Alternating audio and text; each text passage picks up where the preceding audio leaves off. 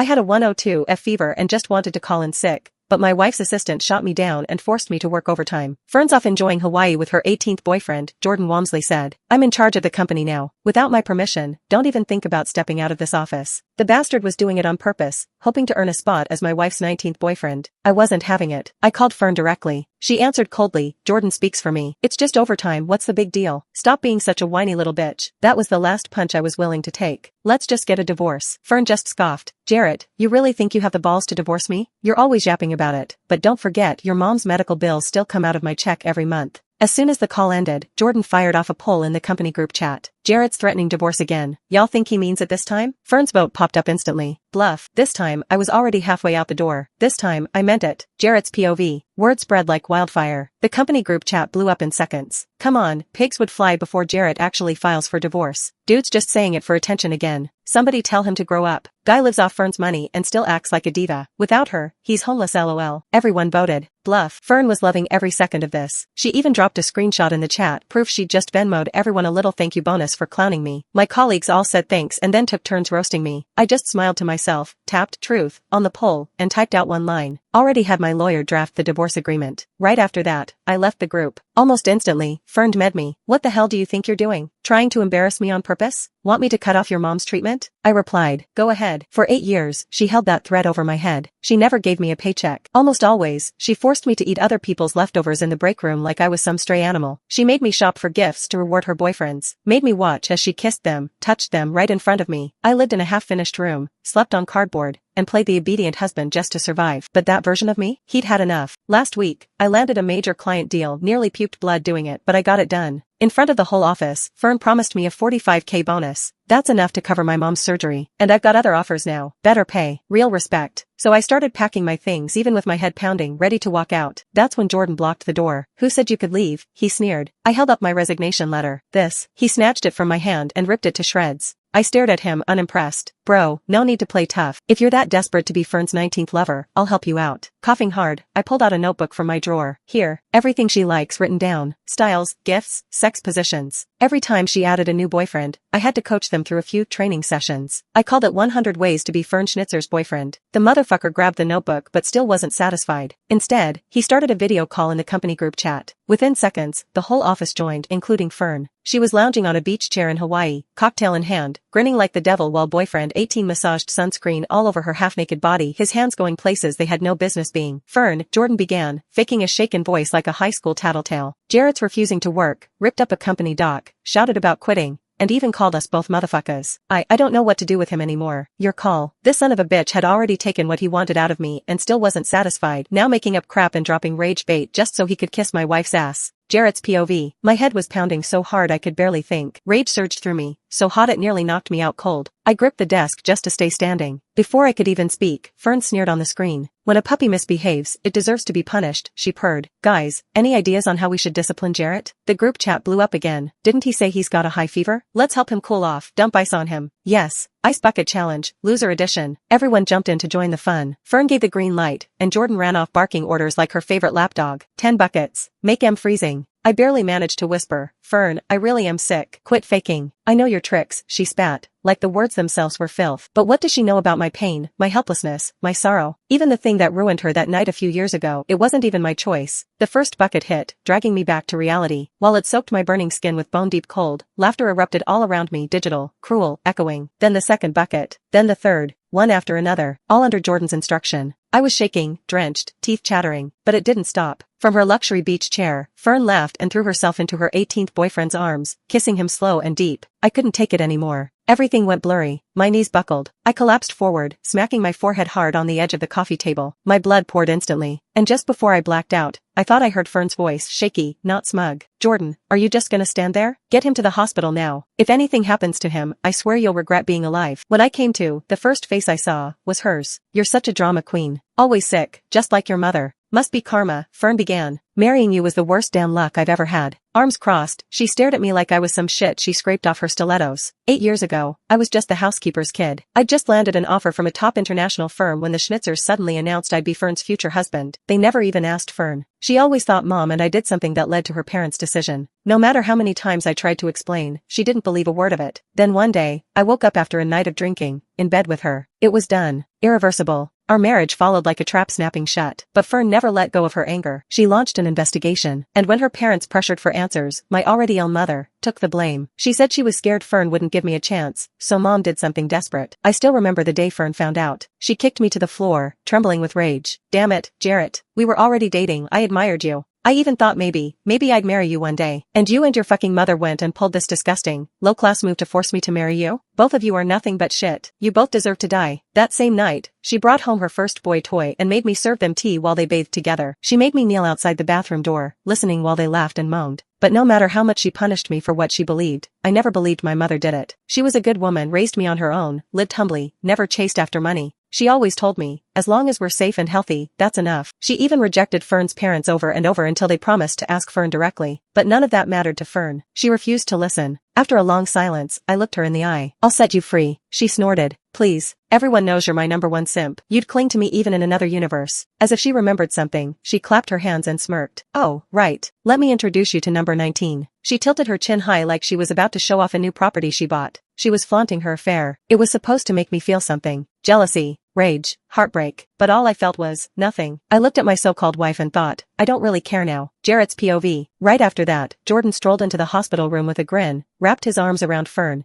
and leaned down to claim her lips like it was some kind of victory. Their tongues tangled. They swapped spit like teenagers in a parking lot. I'd seen this scene way too many times. It didn't make me jealous, territorial, or anything anymore. They were in the middle of a torrid kiss when a knock on the door interrupted them. A poised woman stepped inside, heels clicking softly against the tile. Attorney Gottstein, I said, recognizing her instantly. Marlowe? What are you doing here? Fern narrowed her eyes slightly, her face showing a trace of annoyance. Marlowe smiled, casual and professional at the same time, delivering the divorce papers. The what? Fern froze. For a second, her whole body stilled like she'd been slapped. Then her face went arctic. I reached for the papers Marlowe held out. Thanks, I said with a smile. Dinner's on me sometime. No need. She reached out, touched my forehead, and smiled faintly. Glad the fever's gone. Call me if you need anything, alright? Remember, you're not alone. She had barely walked away when Fern's eyes narrowed into daggers. What now? She spat. Planning to cling to Marlowe next? You two were pretty chummy back in college. But someone like you? She's probably just using you for fun. I wasn't in the mood to argue. I simply handed over the papers. Sign this, I said. Let's both be free. All the arguments, all the compromises, the attempts to please her. I did it hoping Fern would snap out of it, take our marriage seriously, and give me time to find out the truth. But it only made things worse. The more I bent, the more she broke me. The more I loved, the more she hated. Now I was just tired, utterly, bone-deep exhausted. She never loved me. But instead of signing, Fern tore the divorce papers in half, then again and again until the shredded pieces were raining down in my lap. You're my dog, she screamed. You don't get to pick your master. She turned to Jordan. Take him to the car. I'll handle the discharge papers. Jordan, smug and obedient, dragged me out like luggage. But the second the doors shut and we were alone, his face twisted with something nastier. He backhanded me hard. You fucking son of a bitch. Just seeing your face pisses me off. Same as the other 18 before him. No reason. Just hate. Some weird reflex they all had when they realized I was still here. I hated myself for still being this weak. 8 years of swallowing bile and pretending it tasted fine would end here. Now, I finally gathered the strength to leave this fucked up marriage. You know what? He sneered. I'm gonna fuck your wife tonight. That do anything for you? Huh? Excited? Jealous? Wanna watch? Hearing nothing from me, he snapped. Say something. His fist went up again, but just then, the clack of heels echoed down the stairs. Jordan's eyes darted, and just like that, he threw himself backward and rolled out of the car, painting me as the villain again. Dude, I was trying to help you into the car, why'd you push me? Fern rushed over to help him up. And then she turned to me, yanked open the door next to me and dragged me out by the collar. You piece of shit. Picking on Jordan while I'm gone? You know what? You can sleep outside tonight. She cursed, yelling at me like I'd committed some crime. I just gave her a bitter, tired smile. Didn't bother explaining, because this wasn't new. Her first boyfriend accused me of pouring hot water on him. It was cold, but Fern didn't care about facts and details. Just like that, she beat me with a feather duster and made me kneel, head down, hands raised in apology. The second said I stepped on his shoes on purpose. Just like that, Fern made me kneel again, that time to lick them clean. The third said I sprinkled too much salt in his food and accused me of trying to poison him. Just like that, Fern shoved 4 tablespoons of salt down my throat. I landed in the ER that night, The fourth screwed up a contract and blamed me. Fern didn't confirm if it was the truth. Just like that, she made me go to his office, kneel in front of his whole team, and issued a public statement calling it all my fault. And that's just the tip of the iceberg. I could write a whole book and still not cover it all. In the beginning, I tried everything, explaining, swearing I was innocent, begging for my wife to forgive me.